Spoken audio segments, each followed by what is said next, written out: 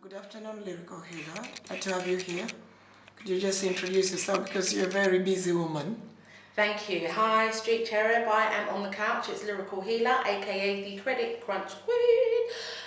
Yes, I'm here. Just come off of OFM. Great interview with Jenny Steele. Who am I? Poet, singer. I write books. I've written 2 books. My recent one, In the City Guide to Surviving the Credit Crunch, is all about saving money. Passionate about helping people in this time of austerity and recessions. And I do workshops as my own business in that. Okay. As I said earlier, you are an educator. That's how you started. So how did you shift from being an educator to what inspired you to leave that and become self-employed? Wow, you've done your research, well done. Yes, I was in education for over a decade. I worked in mainstream education, primary schools, secondary schools, youth offending teams, youth clubs, and pupil referral units. I was a learning support assistant and a teaching assistant. So that's where all my, young people's knowledge came into place. And I utilise that as a theatre director, and we make shows and that kind of thing. So when I go out and do workshops, it's based on that, academic background. And obviously I like to reach out and inspire people through that. Okay. The book on the credit crunch, you said you were going out and suddenly realized you didn't have enough. So that's the kind of austerity everybody can face, that you have to stretch your money. So then you manage to get all these 100 tips that can help. How have you found a response to that book? It's really been quite good, actually.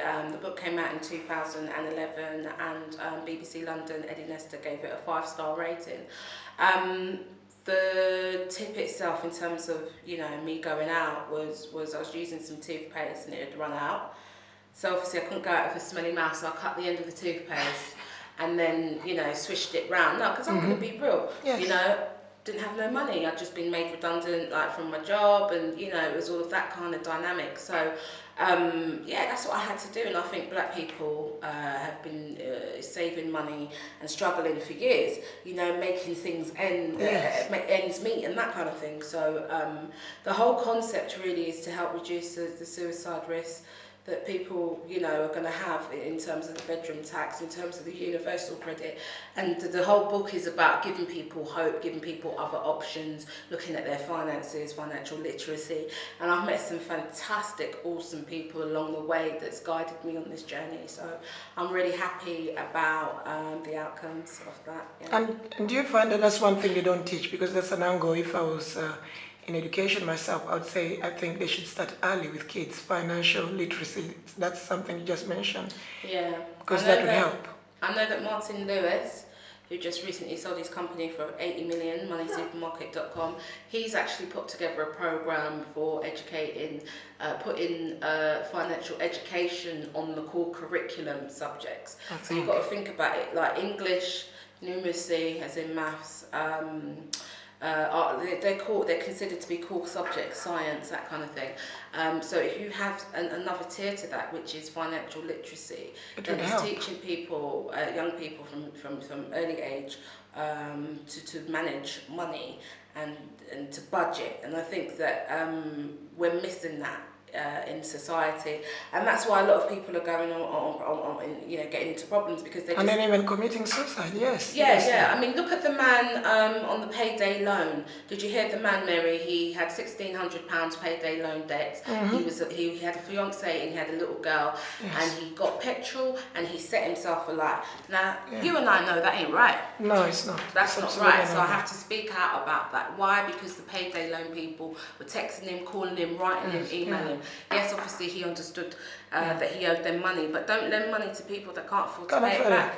And of course we all can't become, destiny is destiny, hard work is hard work, but we can't all become Bill Gates. So it's very sensible for everybody to go and get the book, because you just manage to make your own life better, get that little bit of peace, and get on without feeling so pressurized, because most of the regret comes from thinking you could have done better with your finances. So definitely a great book. Then again, you're a philanthropist. How did you get involved with Haiti? Haiti is my friend's charity, Jennifer LaPompe. She is the director of the charity. I am the press ambassador for Haiti, so any media relations, that comes from me. So she asked me to go last year in May, and I was like, yeah, of course I'll come and support you. So it was our first mission to Haiti. We've got a 5-year mission.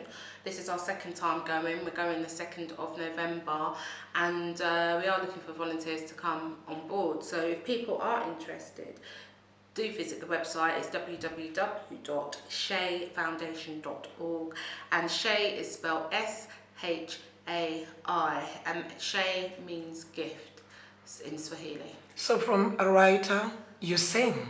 Yeah. You're a poet. Yeah. As well. So you just releasing some tracks coming shortly? Pop Girls Rock, yeah. Well, which looks a little bit playful from your serious side, because I've seen some of the pictures and I'm thinking another side to Lyrical Healer. Do you know the what, fun Mary? side? If I'm honest with you, I'm a bit nervous or apprehensive about, you know, how it's going to be received. But I've done that track in a certain type of energy. It's like about 4 years old, and it's just something different. It's just to get people on the dance floor enjoying it. You know, you rock, you got swagger, you know, you look good. Come on, put your dress on, go out there and be who you are, and don't let anybody tell you otherwise, you know. So we just recently finished the video last month that featured my girl Danny Blecher, Zoe. It also featured Oneness, you know Oneness, the poet, and Deb Rose, aka Natural November. So they were my pop girls, and we were all in Waterloo making the video, and it was hilarious. So I'm looking forward to the feedback. I think I like that, because life is often too serious, and you have to balance being, you know, having fun, being free, and I want to sell taking that things song on seriously. though. That's the ideal. I want to write for artists. So You want to write I for was given a artists. platform to have a song to promote, and I chose that one. Okay, briefly, your filmmaking. You did mention, well, you said Amel Amin, The Butler, with Oprah and Steven Spielberg. That's a big film coming up. I've been watching the clips and everything. That's one talented son we have. So you're getting involved, you want commercial films, feature films, because you're doing documentaries so far. So are you thinking of venturing into entertainment? My next project that I want to do is a TV pilot. It's a good question, actually. It's a TV pilot about the credit crunch, and getting experts to come on there and to talk to us on that particular subject.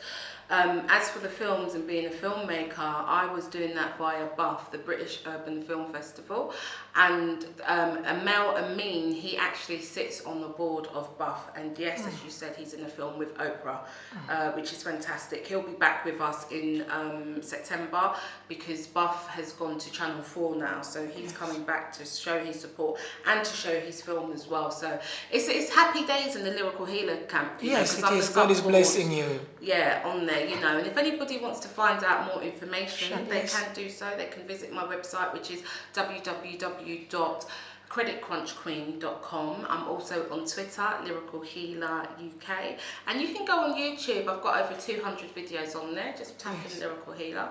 Be great to hear from you. Yeah, I've seen a few of your videos. So Bashir is here in the house. We talked to her already earlier, and I learned of a track from you. You're a very good supporter of your fellow women, and it seems you have the heart of the community with you.